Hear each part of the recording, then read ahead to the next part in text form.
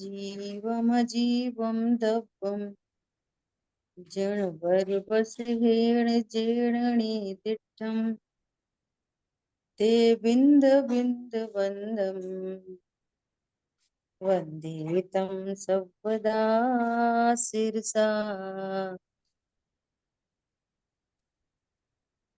द्रव्य संग्रह जी ग्रंथ गाथा नंबर 48 पर हम लोग स्वाध्याय कर रहे हैं गुरुदेव श्री के प्रवचन के माध्यम से।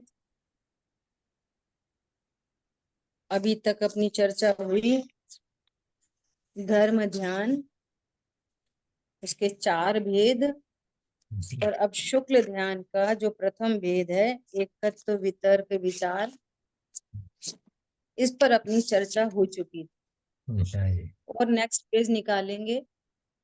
अब शुक्ल ध्यान का जो दूसरा भेद है एकत्व वितर्क अविचार, है ना।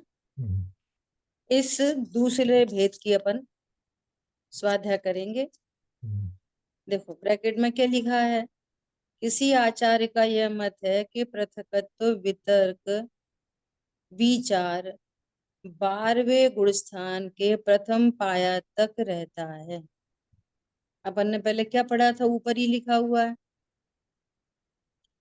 कि जो शुक्ल ध्यान का पहला भेद है उपशम श्रेणी चढ़ने वालों को 8वें गुण स्थान से लेकर 11वें गुण स्थान तक है, और छपक श्रेणी चढ़ने वालों को 8वें गुण स्थान से 10वें गुण स्थान तक है ना। अब 12वें में ये दूसरा ध्यान है एकत्व वितर्क अविचार।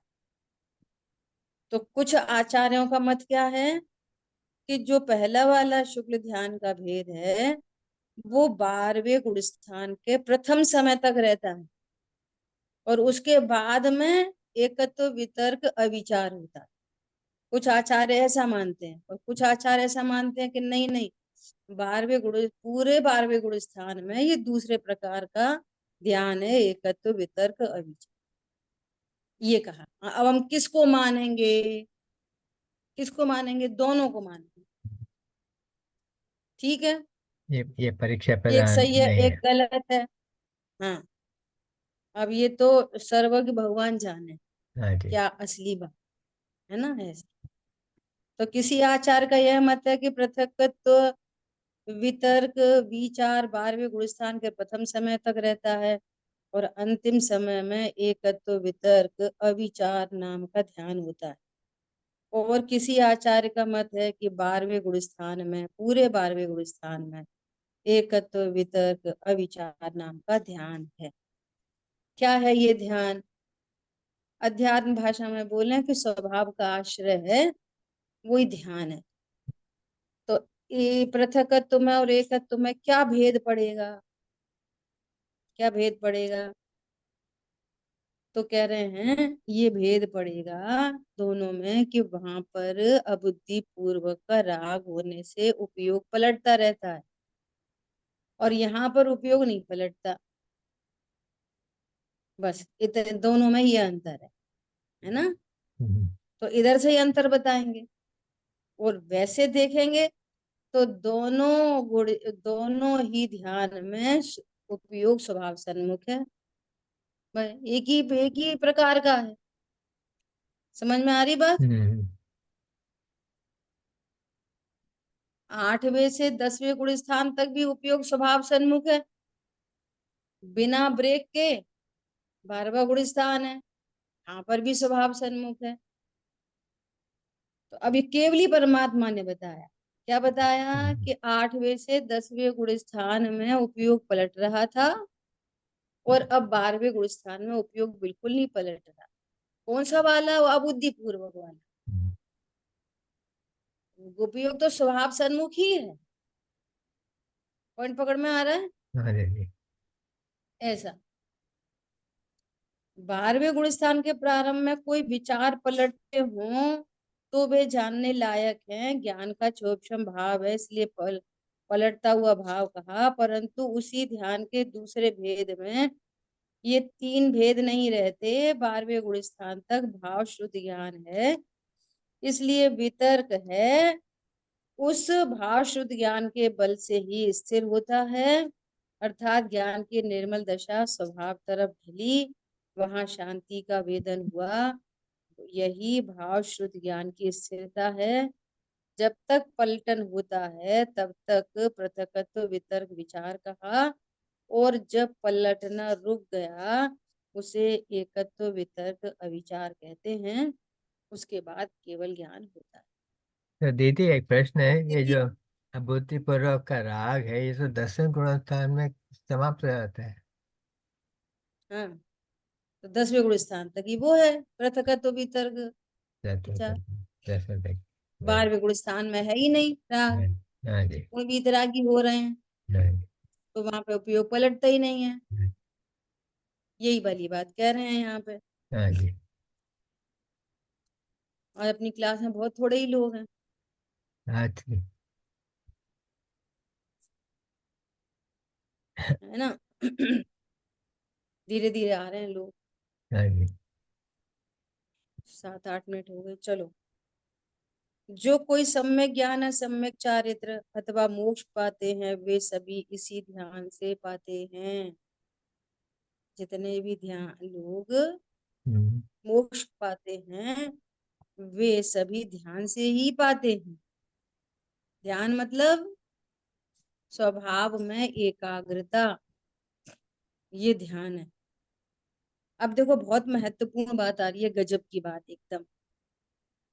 गुरुदेव श्री ने मूषा प्रकाशक को याद किया, कह रहे हैं मूषा प्रकाशक में आया है कि ज्ञान में अनेक प्रकार के विचार करना वह राग का कारण नहीं है। क्या कहा? क्या कहा कि देखो, तो भेद विज्ञान हुआ ना जैसे जी। आगम में दो द्रव्यों के बीच में भेद होता है ना, भेद अत्यंत अभाव कहते हैं, हाँ जी। ऐसे ही अध्यात्म के अंदर द्रव्य और गुण में भेद है, गुण और पर्याय में भेद है। एक पर्याय का दूसरे पर्याय में अभाव है। क्या बोला? ज्ञान की पर्याय का चारित्र की पर्याय में अभाव है। हाँ जी। ये बहुत गजब की साइंस है, समझ में आ जाए कि चूंकि उपयोग पर सन्मुख देखता है ना, इसलिए राग होता है। इसलिए राग नहीं होता, ज्ञान के कारण राग नहीं होता। हम्म। क्या कहा? शायद थे कितना बड़ा है। समझ में आ रही है? ज्ञान के हम्म। कारण राग नहीं होता। हम्म। अब देखो फिर वही फॉर्मूले लगाना पड़ेगा। पहला गुण स्थान वर्ती भगवान को देख रहा है, चौथा गुण स्थान वर्ती भगवान को देख रहा है, पांचवा गुण स्थान वर्ती भगवान को देख रहा है, और मुनिराज भी भगवान के दर्शन कर रहे हैं। हम्म। सबको परलक्ष्य है ना ज्ञान हम्म। में? हाँ जी। सबको, सबको एक जैसा राग होता है? नहीं। हरी बात समझ में? हम्म। एक नहीं जैसा होता। राग नहीं है, एक को तानुबंदी, एक को प्रत्येक, एक को प्रत्येक, एक को संधि। सबको बंद अलग अलग हो रहा है। और पांच मुनिराज की तो पत्नी बच्चे होते नहीं। हम्म। पंचम गुण स्थान तक बात करो, पहला चौथा पांचवा, तो एक को पर लक्ष्य पत्नी का, पहले गुण स्थान वाले, दूसरे गुण स्थान चौथे गुण स्थान वाले को पत्नी का लक्ष्य, पंचम पांचवे गुण पर। स्थान पर पत्नी का लक्ष्य। सबको एक जैसा राग होता है? नहीं। नहीं होता। इसका मतलब ज्ञान से राग नहीं होता है ना। हाँ जी। ये हाँ, निमित्त होते हैं, ऐसा कह सकते हैं ना। हाँ, ज्ञान, देखो, ज्ञान स्वपर प्रकाशक है और वो हमारा स्वरूप है। हम्म। तो ज्ञान के स्वपर प्रकाशक जो शक्ति है हमारी, जो हमारा स्वभाव है, यदि वो ही राग का कारण बन जाएगा तो राग के अभाव का कारण कौन कहलाएगा? हम्म। समझ में आ रही है बात? हम्म। वो ज्ञान स्वरूप को नहीं जानता तो राग होता है, नंबर एक। अब तो स्वरूप को जान गया ना चौथे गुण स्थान में, अभी भी राग हो रहा है योग्यता प्रमाण। वो ज्ञान से नहीं हो रहा। जितनी योग्यता जिस जीव में राग की है उतनी होती है। एक ज्ञान है जो भगवान का लक्ष्य कर रहा है, और एक ज्ञान है जो पत्नी का लक्ष्य कर रहा है। पत्नी के लक्ष्य करने वाले को कम राग है, और भगवान के लक्ष्य करने वाले को ज्यादा राग है। और निर्विकल्प अनुभूति करने वाले को उससे भी ज्यादा राग है। समझ में आई बात? पंचम गुण स्थानवर्ती पत्नी की बातें कर रहा है, पत्नी का लक्ष्य है, कम तो राग भी है। उसको कौन सा राग है? प्रत्याख्यान। हम्म, चौथे गुण स्थानवर्ती भगवान का लक्ष्य है, तो भी उसको प्रत्याख्यान अप्रत्याख्यान है, प्रत्याख्यान। ज्यादा राग है इससे। हम्म, और चौथे गुण स्थान में तो निर्विकल अनुभूति चल रही है, हम्म, तो उसको 3 राग का बंध। समझ में आई बात? नहीं, निर्विकल अनुभूति के काल में 3 राग का बंध, अप्रत्याख्यान, प्रत्याख्यान, संजम। हम्म, और जो भगवान की पूजा पाठ कर रहा है चौथा गुण स्थानवर्ती, उसको किसका बंध है? चौथे गुण स्थानवर्ती को अनंत अप्रत्याख्यान, अनंत पंचम गुण बंदी छोड़ के स्थानवर्ती को बाकी किसका? तीनों। हाँ, ऐसा है ना। और एक पत्नी का ही विकल्प है किसी को पंचम गुण स्थान में, तो उसको 2 ही कषाय का बंध, नहीं, उसको कम बंध है। पत्नी के विचार करने वाले को कम बंध है। हम्म, समझ में आ रही है बात? ठीक। भगवान के लक्ष्य करने वाले को 3 कषाय का बंध, और अनुभूति के काल में कोई चौथा गुण स्थानवर्ती, उसको 3 कषाय का बंध। हम्म, और प्रत्याख्यान, प्रत्याख्यान, संजुलन। हम्म, विचार करो, इसका मतलब क्या है?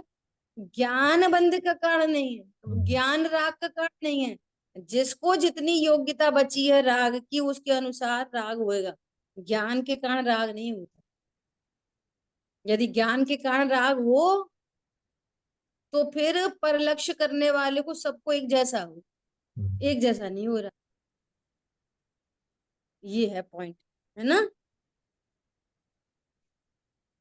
क्या बोल रहे हैं? क्योंकि धर्मी जीव अकषाय स्वभाव तरफ ढला है, उसका बहुत कुछ राग घट गया, उस अपेक्षा से उसे वीतराग कह दिया।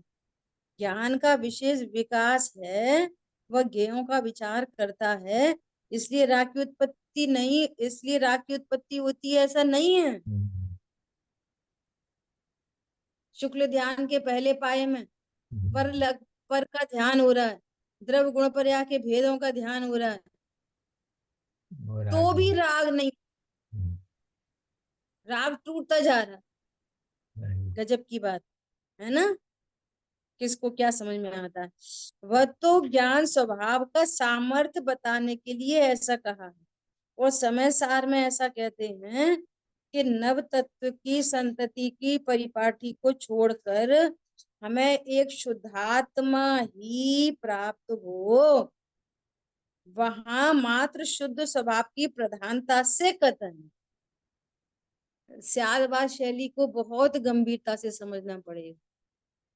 जो कथन किया जा रहा है उसकी अपेक्षा समझनी पड़ेगी। एक ही अपेक्षा 100 जगह नहीं लगेगी। जैसे बच्चे की तरफ से उसको मम्मी कहते हैं, सबकी ओर से मम्मी नहीं कहते। पति भी मम्मी बोलने लग जाए, देवर भी मम्मी बोलने लग जाए, भतीजा भी मम्मी बोलने लग जाए, ऐसे थोड़ी होता है लोग में भी। ऐसे स्यादवाद विवक्षा से किस कथन की क्या कीमत है, वो क्यों कहा किया जा रहा है? तो कह रहे हैं अगर अगर परलक्ष्य से राग नहीं होता, तो फिर समय सार में ऐसा क्यों कह रहे तू नव तत्व की संतति को छोड़? ऐसा क्यों कह रहे? मतलब जानने दो नव तत्वों को, भेद रूप नव तत्वों को। अरे वो ये कह रहे हैं कि तू शुद्धात्म स्वभाव का आश्रय कर, इसलिए ये कथा है।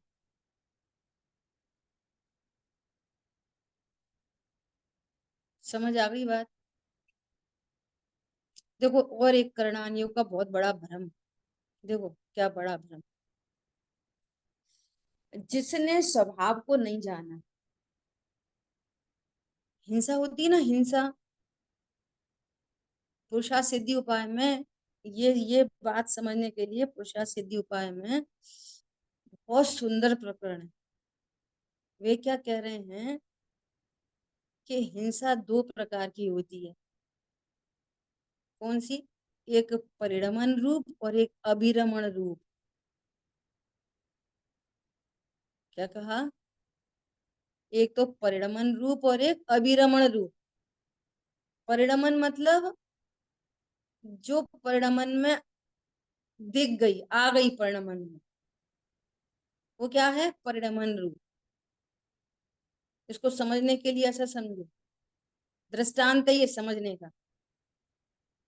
जैसे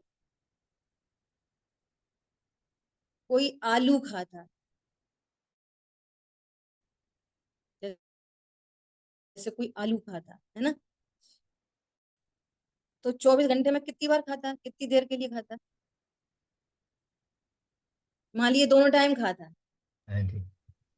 मान के चलो दोनों, सुबह भी आलू की सब्जी खाता है, शाम को भी आलू की सब्जी खाता 1 घंटा। है ना?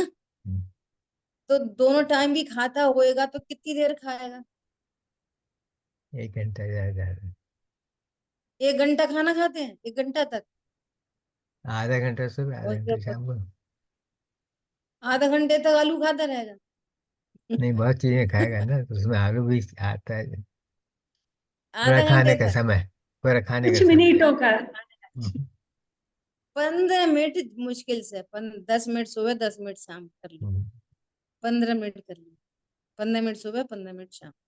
हम्म, ठीक है। हम्म, 15 मिनट खाया, कितनी देर परिणमन, कितनी देर हुआ? 15 मिनट। हम्म।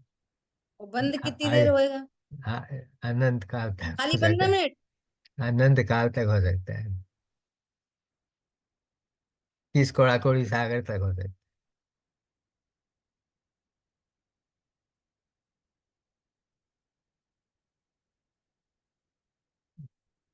दीदी, आपका सुनाई नहीं दे रहा है।